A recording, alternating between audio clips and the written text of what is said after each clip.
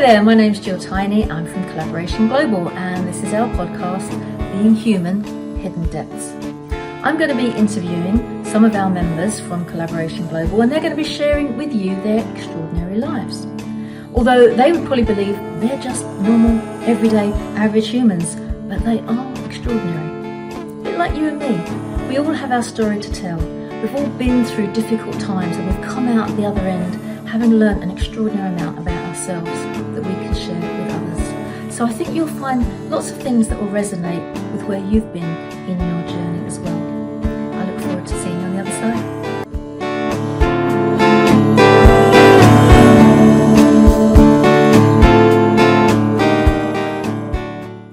Good afternoon, my name is Jill Tiny and welcome to Collaboration Global's Being Hidden Human Depths. This is our podcast where we explore all about the people in our community, and occasionally the odd guest floats in as well.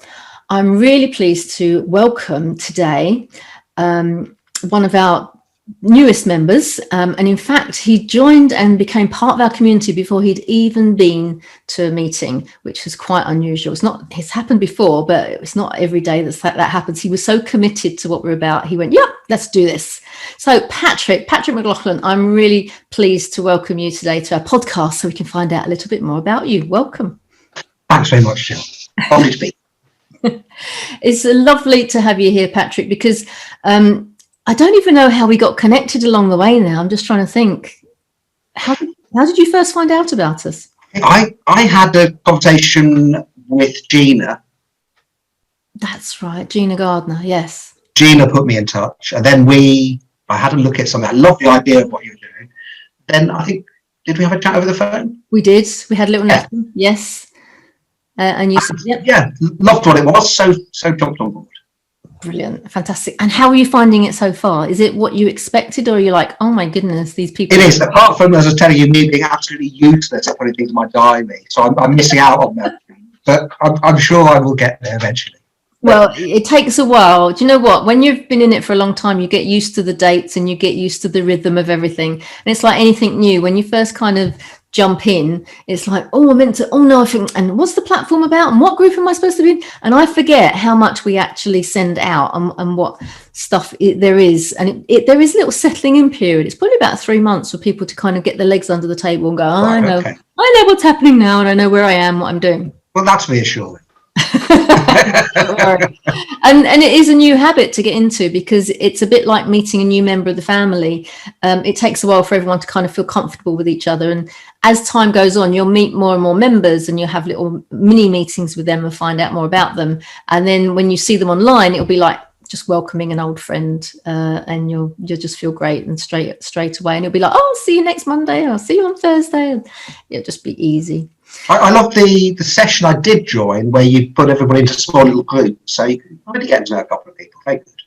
Yeah, I love a breakout group. It's brilliant. Yeah, aren't they? You get to have a proper natter and really see what it's about. So I understand that you're in a business you've got a business partner and life partner, the wonderful Andrea. If she wants to poke her head around the corner so we can see her face, that would be good. But don't worry, if not, that wasn't. He hasn't got a Zoom shirt on, that's right. But so you're not really part of a big organization, you're not part of what attracted you to Collaboration Global? That is it the collaboration word that's a bit of a buzzword at the moment?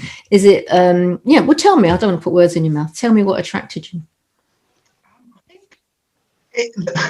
It's not when you collaborate, when I've tried, not so much joint ventures, but when I've tried to collaborate with people, sometimes it's gone great, but sometimes it's that kind of giving and taking and getting to know each other. Sometimes it's fallen down a little bit. So I loved the idea of a community that's focus wasn't what can I get back. It seemed to be, if I just put it in there, then it'll all sort itself out in the longer term. If I help, if I'm there to support people, then I think that sounds like a cliche. You get more out of that anyway, a lot of the time, don't you? Yeah. I think what nurturing people and helping people sounds a little, but something that I really enjoy. So everything about it, and it was a great cause. It's a great cause to be part of something that with such a bold plan. Yeah, it's interesting, isn't it, that what you expect from people, and you think when you go into a collaboration or a partnership or just a project and a team that you're working with, and you make these assumptions that, well, they're like me, they seem to be like me, and it'll be fine, and you just hope for the best, and you jump in and go, and then halfway through you're like, oh, this is clunky, he's driving me crazy, she doesn't listen to what I say, and you've got all these little like bits of grit in the shoe that it's not working, but you put up with it, and you cope, and you try and be nice, and you try and help, but they're not meeting you halfway, or it's just getting too, you're not enjoying it, you're not having fun. And I think the intention there, when you start, and we've all had that space where a collaboration has gone, wrong. For one, there's no other word. It's just gone wrong, and you've walked away, and you've gone, that's it. Sorry, I'm out of here. It's not. Yeah. And ultimately, when you look back on it, because you have to look back on some of the pain and work out what went wrong, and why it was. You've got to debrief for yourself, even if you don't sit in the room with these people again and go, what the hell happened there? Yeah. I find when I've looked back at things that haven't worked, it's ultimately because other people were more concerned about the money than the people they were serving. And very true, isn't it? Yeah. They weren't looking at the clients, they weren't looking at the product, they weren't looking at the benefits and the outcome of what they were doing. They were just, what's in it for me? And I think maybe people come to the Collaboration Global community because we're just sitting in a space where we are trying to help each other, and we are supporting each other, and we are sharing our skills and our knowledge. And then you get to know each other, and you think, do you know what? I really like that person. I bet they'd be great in a collaboration. They've got complementary skills, and maybe the pair of us together can bring somebody else in, and that would be dynamite. That would be amazing. And then you're going into something, and you still have to go through the process of collaboration. There are rules of the game, and you've got to look at your profiles, and you've got to do all the things that we recommend. But you're in a safe space that you're allowed to be vulnerable. You're allowed to be more creative and more open and more transparent, and the trust is built. And the trust is usually built within the community anyway, but it can continue, and you can get more and more out of it. So all of a sudden you can relax into it. You haven't got to put your best foot forward. You haven't got to be dynamic at every moment. You can be yourself. You're allowed to have a bad day, but ultimately you're doing the best that you can, because they are supporting you to be the best. They're supporting you to grow. They're supporting you to deliver more than you ever thought you could, as you are to them. So you're being accountable to each other, but from a place of love rather than blame. So I think, I'm trying to put into words what you just said, in that it felt right, and it's kind of this, you feel the energy, and it's like, it seemed like a nice place, and what a good idea to get people together so they can collaborate together. And it's just the reasoning behind it is that how can you really collaborate effectively if you don't give yourself enough time to get to know each other? I loved something you said. It's not like-minded, it's like-hearted people. Yeah, which exactly. I thought summed it up very well. And again, it's when we've had people working with us, the one thing you want that environment to be, and I think from my experience of working with other people, is to be a kind of safe environment where people feel they can be themselves. Absolutely. Yeah. And I think perhaps that's a kind of guide when you're in a collaboration, when you're working with somebody, and you look a few months down the line, and how much of yourself are you bringing to it, as opposed to the kind of mask of what you feel it should be. Yeah. And that's so exhausting, isn't it, when you've got to put that mask on every day? Yeah, it's exhausting, and it's kind of just takes a little bit more out of you every day, isn't it? Yeah. There's a little bit less of you getting up, going into it the next time. Yeah, definitely. Well, let's backtrack a little bit, Patrick. So I think you're in the right place, basically. That's good. So I just want to find out now, and let's backtrack to Patrick at 8 years of age, maybe. What was your thing? What did you love doing when you were 8? What was your buzz? What were you crazy about? I think when I was 8, let's think where I was. Okay. Yeah. What did I love doing? I've always quite liked my own company to a degree. So I could always kind of sit with a few coloured books, whatever 8-year-olds do. Yeah. To football at about that age, so that one I was pretty occupied, about 10, I think. Yeah. I was pretty focused on that. So it would be remiss of me if I didn't ask you, who do you support? What football team? Well, I'm cursed by supporting Derby County. Okay. Any football fan would They're going feel my pain. Yeah, and someone's going, oh no. Derby County, when I was growing up, and I grew up in Margate, after Ilford, and the nearest football club was at Maidstone, which is like, I don't know, an hour and a half away or something like that. So there's nothing. So I moved to Derby in 1979 when I was 11 or 12. Yeah. And they had won the league twice in the last. This little city was a dynamic football club until the year I moved there, and they got relegated. Oh dear. And it's got downhill since. It's your fault then. Oh no. Pretty much, yeah. And now, of course, I live in Leicestershire, which is another small club. They've done incredibly well. So yes. I'm haunted and taunted by Leicester fans now that are having their dream years. But you're still a Derby fan now. So. Oh yeah, I carry the bird. Once you start in your youth, it kind of stays with you, doesn't it? Absolutely. Yeah. I've always found it really weird that little kids maybe, when I was teaching many years ago, and say, who do you support? And they say Manchester United. But we're in Essex. Why do you support Manchester United? And they well, it's because they're winning. They're the ones that, it's funny, isn't it? That... Yes, isn't it? And you've got the mighty West Ham on your doorstep. Yeah. Indeed, as my husband will tell me frequently, and that is his massive team. But he grew up in Upton Park, so is he? Yeah. We're both EastEnders. Well, I was born in Bethnal Green Hospital. So. Oh, wow. See, I knew we had a thing going. Absolutely. London. Let me write that one down. Yeah. Yeah. So was my dad, Bethnal Green Hospital. Yeah, it's a small world. So, Patrick, you're a football freak, but this isn't your, obviously when you were maybe 8, 9 years old, you were going, maybe I'll be a professional footballer, but it didn't quite come off.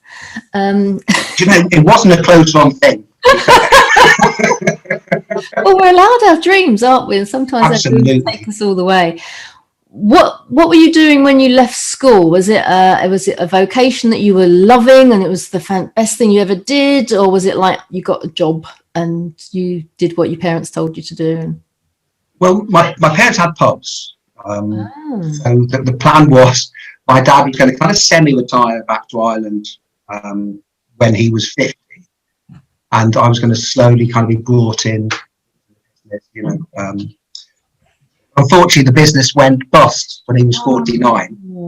So I hadn't kind of what I was planning to do. So I found myself with a handful of O-levels and some business kind of course. Oh my God. Yeah. What am I going to do for a living? So I moved to London from up here in the Midlands, and my first job was at the Exchange in March, if you can remember that. Yeah, wow. Which I think is kind of like the modern day eBay or Amazon kind of thing, isn't it? You sold everything in a great big thick magazine. I was selling advertising on that with about 1 million other people. Yeah. So it was quite a contrast to what's. It's the old forerunner, isn't it? Yeah. Yeah. Interesting. So, from my experience, I was employed in local council, and then eventually started my own business with my husband, and then I went into teaching because I kind of left him to the family business to carry on because I wasn't stationery wasn't my passion. Don't know if you can understand that. I know some people get a little bit freaked out by, a stationery catalogue, let me have a look. And I'm like, crazy. All the kind of office supplies type of. Yeah. And I quite liked business, but I didn't like the product. So I ended up going into teaching for a short while, and then I came back into business. But I hadn't kind of identified what my passion was and what I felt was my raison d'etre, why I was here. It wasn't, I didn't know I had to search for it, but I was definitely looking for something. And I remember distinctly the moment when that piece of missing jigsaw was put in place. I'm like, oh, you mean I can do that and get paid for it? It was like this big revelation. Have you ever had that experience, or because obviously you're your own boss now, you've got your own company, perfect client. So at what point did the penny drop for you that you didn't want to go and work for somebody else anymore? I think of Andrea and her just like that point, but not really. We met when we were working at kind of exhibition companies. We worked together in Earl's Court, the exhibition centre, kind of top way in an office in there. And she really didn't like the kind of commercial and salesy stuff. So she left in mid-late 20s to go and be a social worker. Oh, gosh, that's tough. Family and children and family social worker. So right at the harsh. I tip that off to her. That's a tough job. Yeah.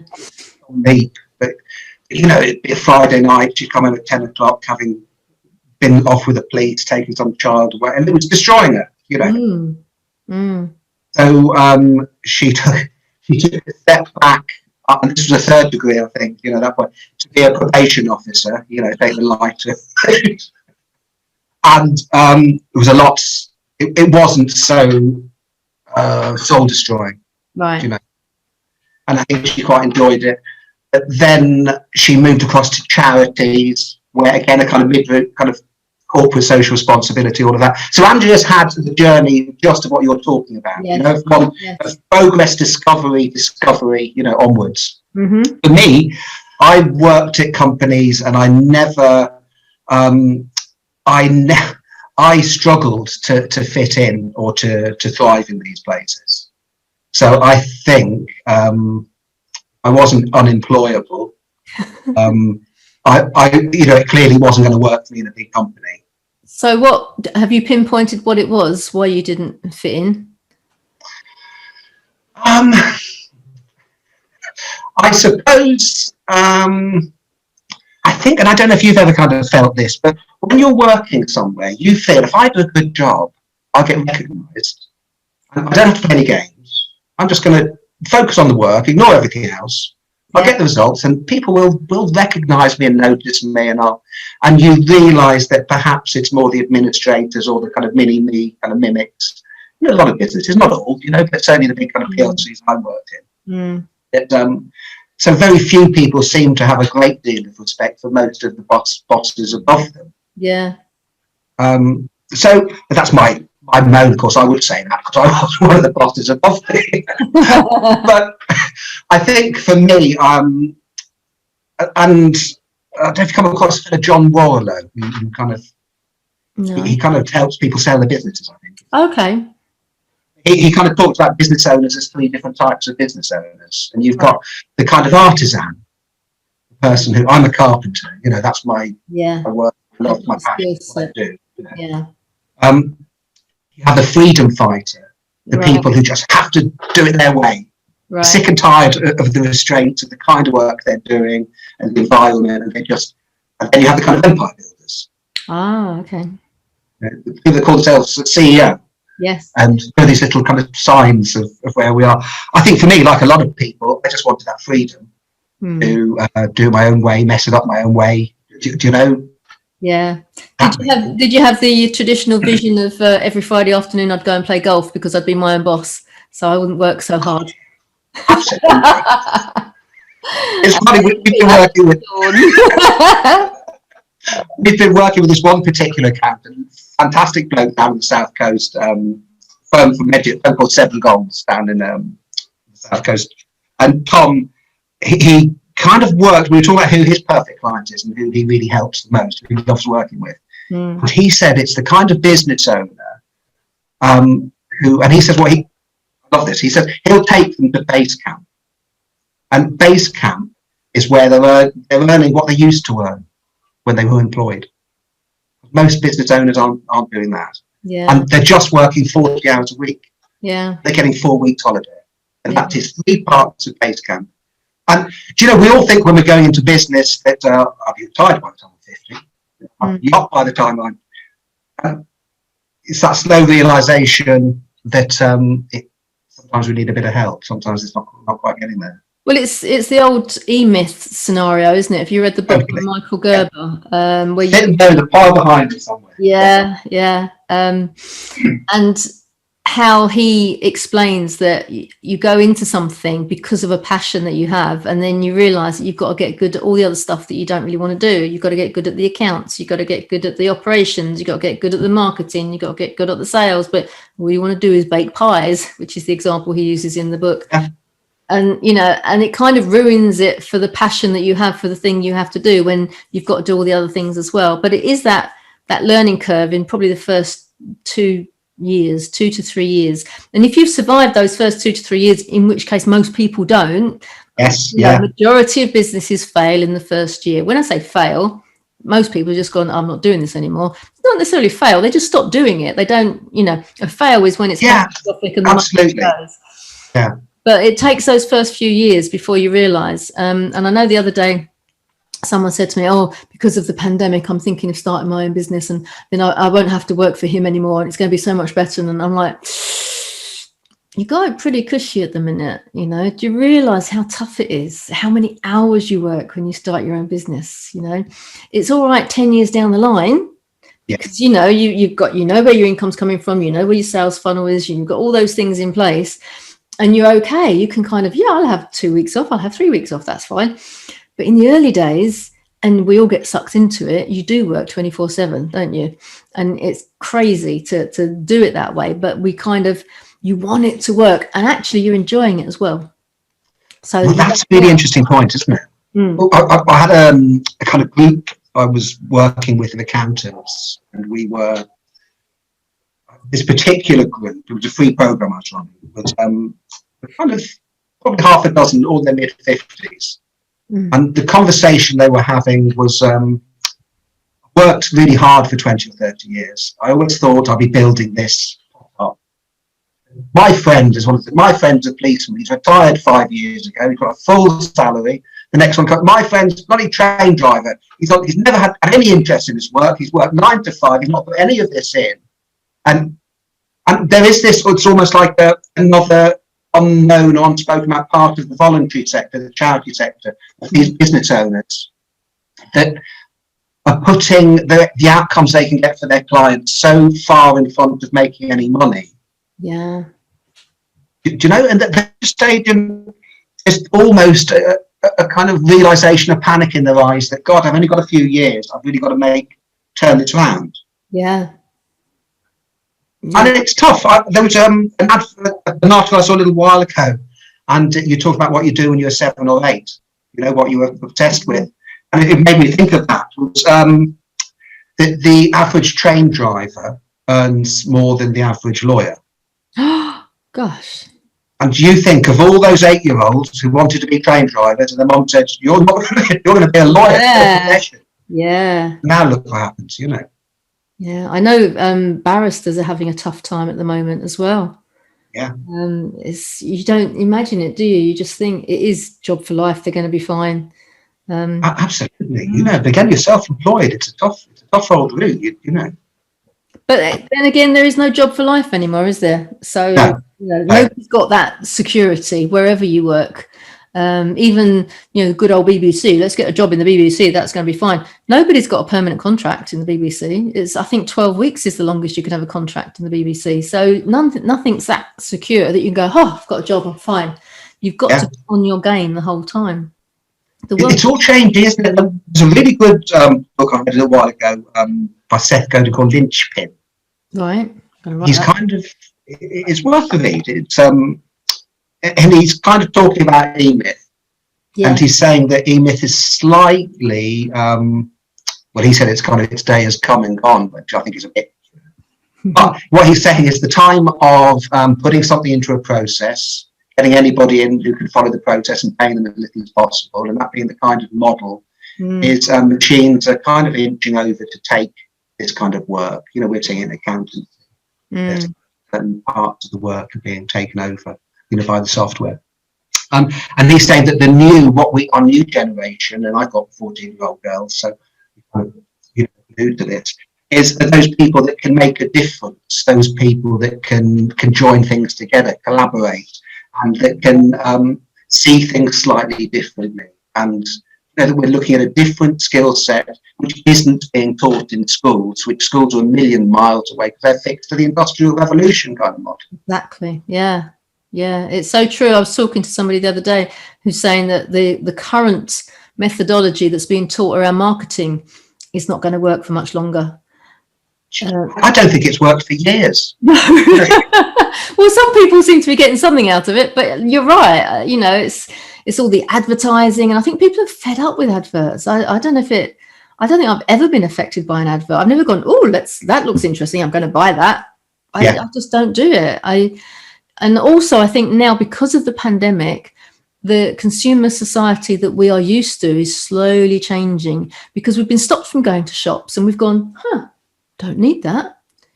How many people used to go out every Saturday just to wander around the shops and buy something nice, fancied a treat? And we don't. Absolutely. But you've got on to marketing now, of course, it's not the gist of the business that we do. But what we've seen over the last, certainly 5 years, is very focused. It's, sorry, I thought I saw all the girls coming in, so I won't look. But, what we've seen is this rolling, ever-increasing social media. Yes. And what firms and all the programs that they go on, all the gurus are teaching them is churn content. Say this, get your message out, let them, get your name out there. But unless you're saying something that connects and resonates with the people you can help the most, it's just noise. You're not listening to it. Yeah. The more people that are doing it, the more the noise is going up, and it's not connecting with anybody. Yeah. And the more we ignore it, the more noise we have, the more we ignore all of it. So the good stuff still struggles to get through. There's a fabulous quote from a woman called Bernadette Jiwa, Jiwa. I think she does a good TED talk. Yeah. And she says that the successful brands of the future will be those that that whisper, "I understand you," not "look at me, look at me." Can you say that again? Just run through that again. I'm just sneezing. She said that the successful brands of the future will be those that whisper, "We understand you," as opposed to shouting, "Look at me, look at us, look at us." Yeah. And I think that's where marketing, for so many firms, marketing is a cost center. It's not a profit center. They get, it's something they feel they should be doing. Break it down, measure it, return on investment. The cost, it's not getting any. Yeah. Well, somebody once said to me, your marketing budget is infinite if it's working. Doesn't matter how much it is. It's just, you can spend a fortune on it if it's working. If you're spending 50 grand a week, but you're getting 150 back, then just spend 50 grand a week. It doesn't matter. And the key is knowing what it's getting back in the lifetime profitability of it all. Exactly. Well, tell us about Perfect Client then. How did that start, and what's your passion behind that? How do you help your customers, your clients, find their perfect client? Now you're in for it. Really, for us, what I've been doing the last 20 years is working mostly with accountants, trying to get them to understand who that perfect client is, who the most profitable clients are, and the most meaningful work that they can do, which is the work they would enjoy the most. And when you'd ask that question, who's your perfect client, you'd usually be told anybody with a checkbook. Yeah, that's true. Yeah, it is. It's some variation on that. Yeah. And we talked about Jeffrey Shaw, who's written a fabulous book called Lingo, which is understanding the secret language of your perfect clients. And he talked about, he had written the book, he was out there promoting it, and he realised that nobody knew who the perfect client was. So he had to stop it and go back and write the first 2 chapters. Wow. How to actually identify your perfect client. Yeah. So anyway, the gist of what we did was we would kind of always on a return on investment. This is how much you're going to pay us by the 31st of this month. This is the revenue target based on the average fee we're going to take on is X. Mm-hmm. So many people you sit in front of, you'll convert this proportion off. So it's very black and white, very return on investment based. But that's what accountants understand, isn't it? You would think. Yeah. Well, okay. Well, I would have thought they would have got that. No, me too. We used to stack spreadsheets on the kind of 7-year lifetime value and profitability and all of this, until I realised that no one was ever opening them. Oh, look at Ah, I think it comes down to this enormous progress we've seen in behavioral economics, in kind of neuroscience. We make decisions, and that we kind of post-rationalize, and we think that we've made them on, logic, where the reality is that we're making most of these decisions consciously and emotionally, and then the logic kicks in. yeah. So I think that kind of was that's a big thing for me over the last few years, is trying to read and soak up as much of this understanding of constantly, it's a daisy.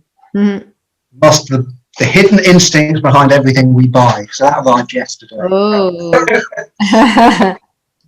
This is the interesting stuff for me that I kind of love to learn and to understand. And I think that what we've most come March, the end of March, we had one payment in from a client. So our core business was getting accountants face to face with the highest value potential clients. Now, face to face appointments wasn't a great business to be in come the end of March. Not really, no. So perfect client was something we kind of halved on the website, left it for months.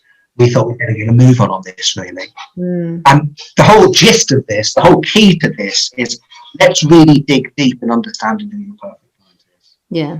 And it starts with understanding you, your values, and not the values talk about, the values you live by. Yes. Understanding the problems that you can help people solve, and what that means to them emotionally. So what we've been doing since then is taking a very different view to most firms when they try and differentiate. They would look at branding. And they say, we're having a branding workshop, which is all about us, how fantastic we feel we are. Yeah. And that seemed a bit like polishing the leaves of the business. You think that's going to help your tree grow. Where if we focus on you and your values as the start, well, that's the roots. And then what we do is we kind of really interview and get to understand the perfect client. So we'll spend 10, 20 minutes interviewing them, trying to get the emotion out of them, out of feeling, as opposed to what they're saying. And from that, going back with a series of those interviews, listening with the clients, going over them to get to the heart of what it is that makes you different. Love you, why people will pay that premium and rant about you.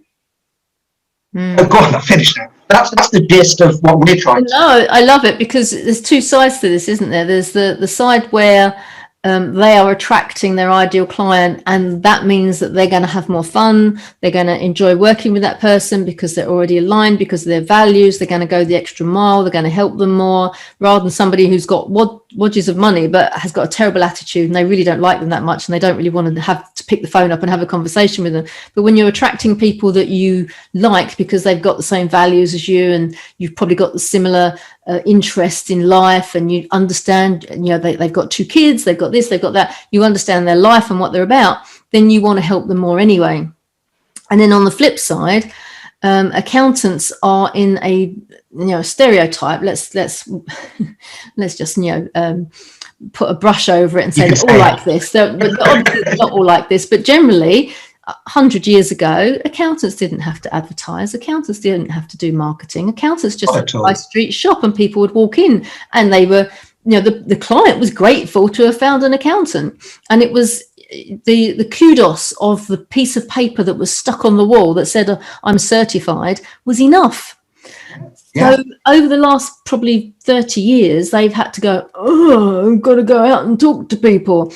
Now, by definition, if they are good at numbers and, all the policies and all the laws they have to be aware of, that's left brain thinking. The right brain people skills, probably not so well developed as all the stuff that they are good at their job doing.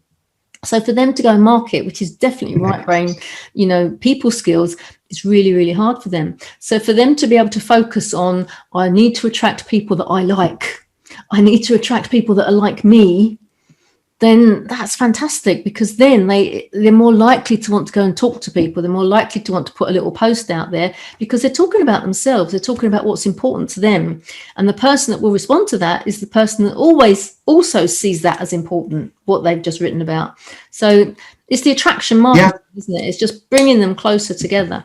Now, absolutely. I saw you write, but I saw you written a foreword for Steve Pike's book. Yes. And and Steve Pike wrote a fabulous book. Steve does a lot of work with accountants.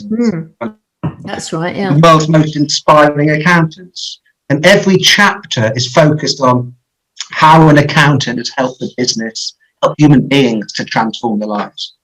And he believes that accountants have this incredible potential to transform the world by helping people. Yeah. The business comes second. The business is just the vehicle. Let's save jobs. Let's create jobs. There we say, let's create some wealth so people have more choice to help. Yeah.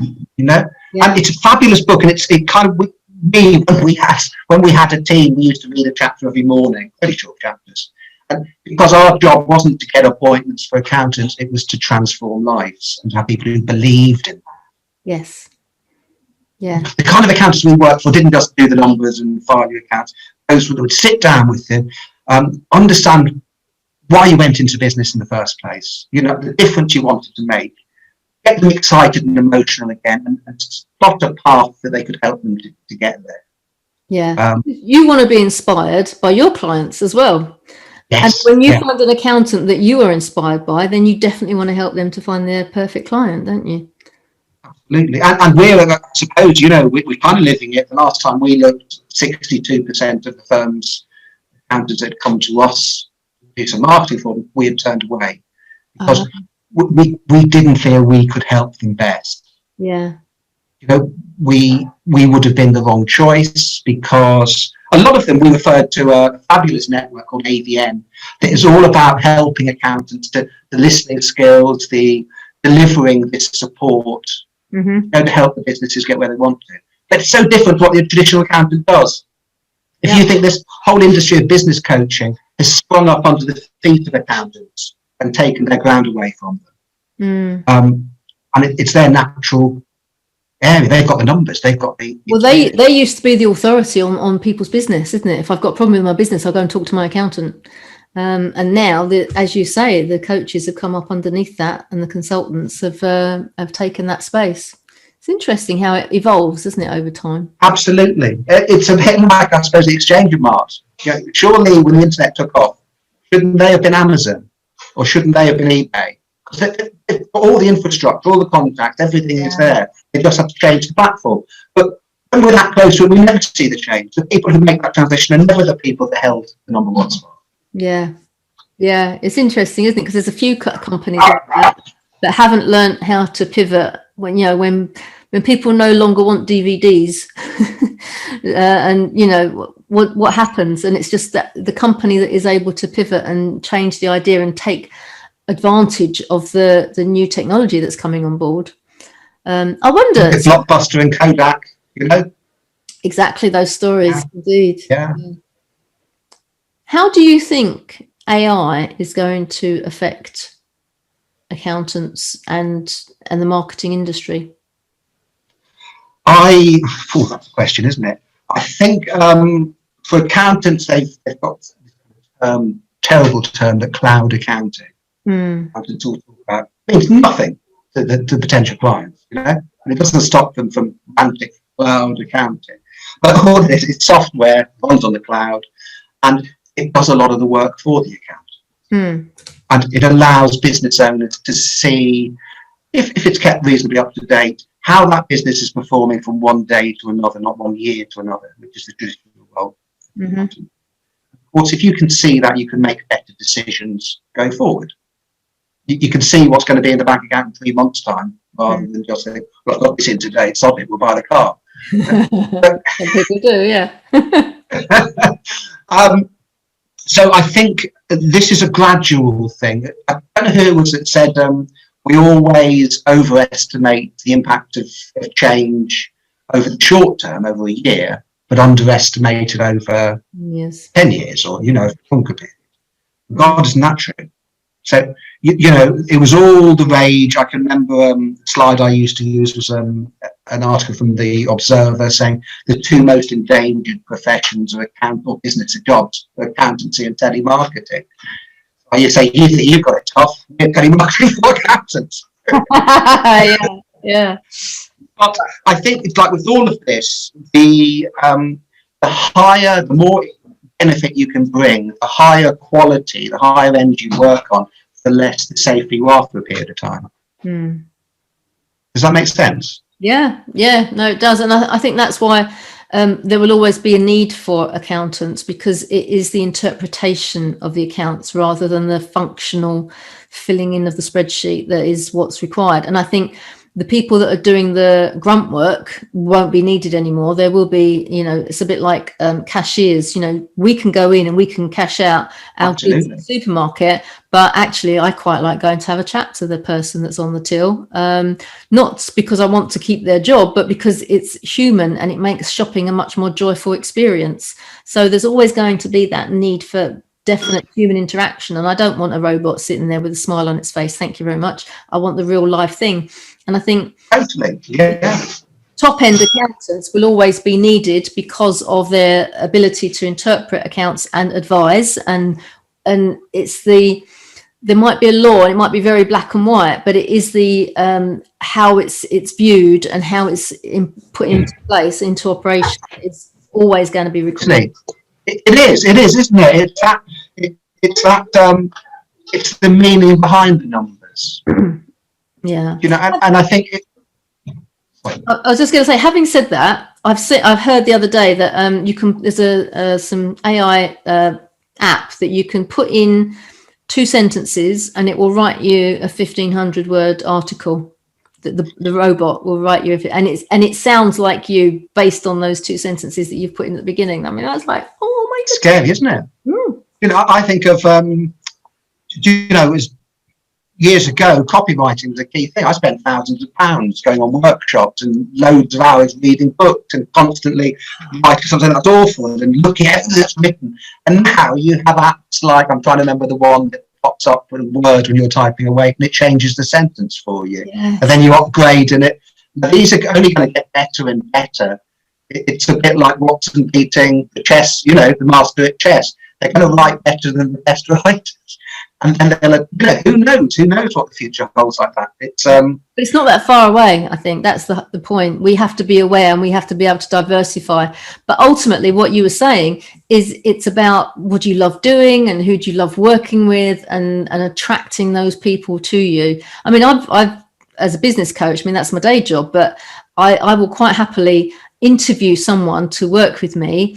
And if we don't, gel, get on, have a giggle, have a laugh, I'm like, I don't have room in my diary for you at the moment, thank you, but I'll recommend you to somebody who does, because I don't want that kind of, if I'm dreading meeting them for the next session, if I'm like, oh, they're boring, then I'm not going to be the best for them. I'm not going to be the best coach for them. They need to find someone who's going to get on with them and gel and have a similar connection. Yeah. You do need that, and that's a key part, I think, of perfect client. It's understanding yourself. Yes. And that's not a 2-minute exercise. You see these bloody things, ideal client personas or the avatars that people knock up in a couple of hours, reinforces all of their assumptions. Yes. There's no actually looking backwards and understanding the clients and what they like and what they don't. And so it's a very false scenario, and you build everything from it, but you don't, because as soon as you do it, it's stuck on a drive and forgotten about. Yeah. But I can't remember what. I lost my third bit there. But you were getting on your soapbox, I think, Patrick. I was. I think so much of the kind of the help that we can bring is through understanding, and we have to stop and listen an awful lot more. We do, be it in marketing. We want to be busy. We want to storm ahead and shout our message out. We don't stop and listen to understand what our best clients want to hear and the help problems they have. It's interesting, isn't it? Yeah. I'm just thinking about my posts on LinkedIn, and the response that you get to it, and the amount of views that you get. Now, on the one hand, you're judged by an algorithm before you even get to be put in front of anybody else. But then when you are put in front of other people, it's interesting. I think if a bot was to write for me, I don't think people would get who I was. I think for me, part of the joy is writing a post that is having a bit of a rant, or writing a post that says I had a pants day today, or writing a post that, do you find this? And I'm not really sure about that. I don't understand. And it's like asking people to empathize with what I'm going through, and know that I can empathize with what they're going through and what they've been through. Because when somebody gets you, that's a good feeling, isn't it? Bravery to be yourself again, that we've kind of touched on. It's when we had people working on the telephone, so difficult to get them. You never scaled up anywhere near where I'd like to, because we couldn't get people who could listen and ask questions. Oh, wow. It's so difficult. But what we would do is we find fabulous personalities. Yeah. We'd love them for how they listen, for how they talk, their social skills. We'd bring them in, we'd spend a week kind of training them up, and we'd pass them a telephone, and they'd sound like a newsreader. All that personality. And we all do it. We go into situations and we... do you want to bring the dog? Sorry, I've got a childhood dog. The dog always speaks more on these than I do. But we go into these situations that are not a natural kind of place. And what should I be? And the mask comes up and goes on. And there's a lovely line from Patrick Kavanagh's poem that I haven't been able to find, but it's the trained from the tame. So that we go into situations.